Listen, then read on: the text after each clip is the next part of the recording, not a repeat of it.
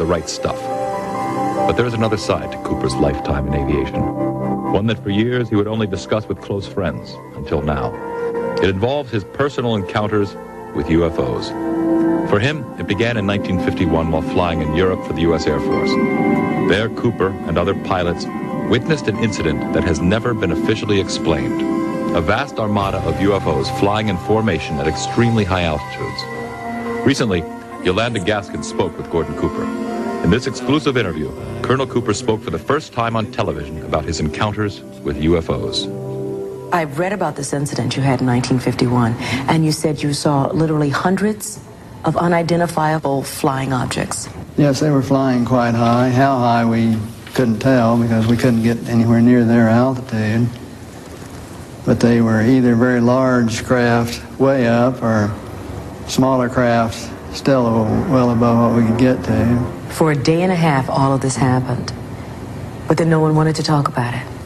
Well, we sent a report forward on it, and the answer that finally came back months later was they were probably high-flying seed pods, which didn't sound very logical. There are always a lot of excuses. There's always weather balloons. I've heard that one before.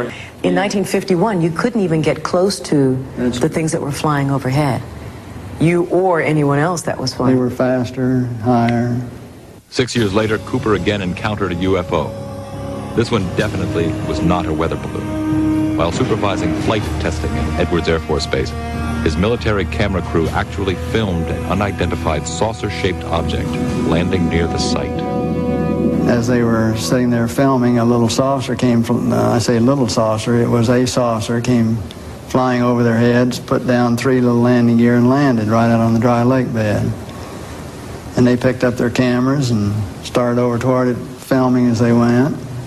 And when they got in fairly close to it, it lifted up, put the gear back in the wheel wells, tipped up, and took off at a great rate of speed.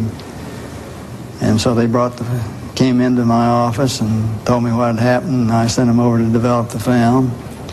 And then had to go through all the proper regulations of reporting this. And we wound up having to send the film forward to Washington in the base jet airplane. And I don't know whether anyone's ever seen it since. Now, the vehicle that you just described, how similar was it to the very first sighting that you had back in 1951? Quite similar. It was basically the same plan-form vehicle. They were double saucer, lenticular. But if you're going to be going in and out of atmospheres like Earth or other places might have, you certainly need a little more aerodynamic type of vehicle. And the saucer has the capability of going through the air at tremendous rates of speed and handling the bow and trailing wave without making shock waves. So it can be very silent while traveling at big rates of speed through the atmosphere. But sightings of UFOs weren't limited to the military. Cooper has commercial airline colleagues who've also seen UFOs. Yes, a friend of mine who's a captain on a major airline at night was flying along, noticed this, suddenly a big glow came off his left wing, and he looked out and this big saucer was sitting right off their wing. And so he turned, slide toward it, and it moved away, turned back, and it moved back in position, and turned to his co-pilot and said, do you see what I see? And he said, oh, God, yeah, I do. And it trailed along with him for quite a period of time, then tipped up, climbed very steeply away. Was on Jim McDivitt's Gemini 7 mission, where they saw this glint of something metallic off in the distance. And he reported, and nobody had it listed on the ground, so he tried getting a picture of it, but the sun, unfortunately, was glinting off of it so bright. All you got is just a glint. There was no detail on what it was, but never any further sighting at all on it. Years later, Cooper approached the United Nations with a proposal for a committee that would explore the UFO phenomenon. Right, now tell me about the letter to the UN.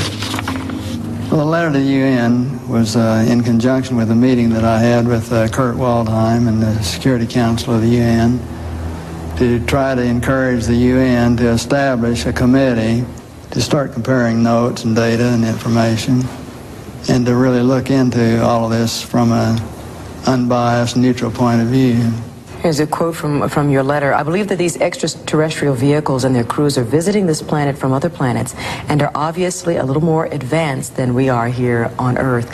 And are you saying that's exactly why governments have been trying to keep this information private, because of that obvious advancement? Very possibly, right.